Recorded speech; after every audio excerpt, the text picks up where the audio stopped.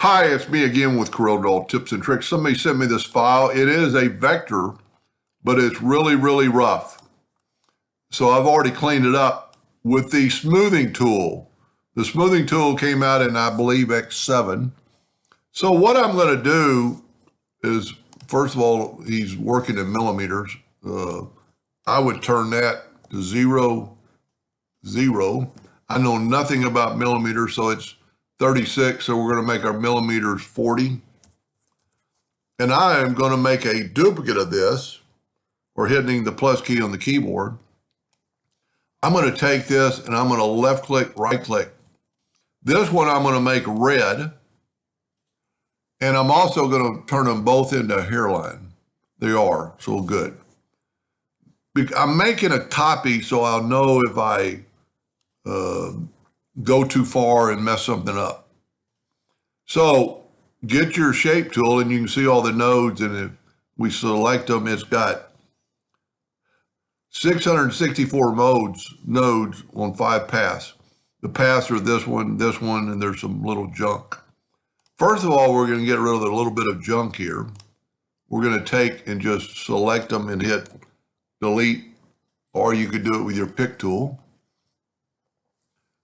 I normally, on something like this, would try selecting them all and going like to 20, but it really messes it up. It really changed the character of this. And so the best way to do it is to take the smoothing tool, which is underneath your shape tool flyout. That's about the right size. I know nothing about millimeters. And here is your rate of how fast it's going to work. So I'm going to leave it about there. Now I'm going to get that smoothing tool and I'm going to start right here. And you click on it and just kind of go pretty fast all the way around. You're clicked on the whole thing, and then when you click off, you'll actually see then you can go back. And if you slow down in one particular part, it'll get it a really rough section smooth. And then be a little bit careful on things that are so close together. We probably don't want that. And see, here's one of the subpaths, the internal. So in cases like this, you could make your nib a little bit smaller, but I don't think I'm messing anything up. And the reason I made a copy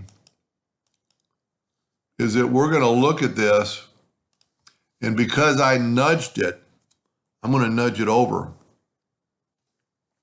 I don't think I have any red lines that are out of really sync of the black one. So we're going to go back and then just take select both items and go up here and left click and then right click to take away the outline. And that's pretty cool. And you could still do it while it's filled in, but I actually think it does a better job when well, maybe not, depending on personal preference, what it's going to look like not filled in. But let's take this and go left click, right click, and take this to a hairline and get the shape tool and select all there. We took 664 nodes down to 49.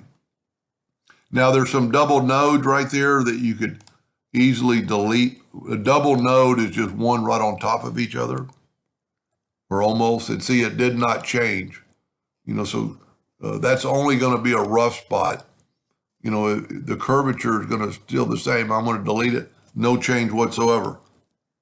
A little bit of change, but not enough. And then see, there's a double node right there. 2 nodes that are just so close together, they're almost stacked on top of each other. Now this one's probably going to change it a little bit. So you just, personal preference, he knows what it looks like. And you can really tell when it's filled in black. Anyway, I hope that helped a little bit. Thank you for watching.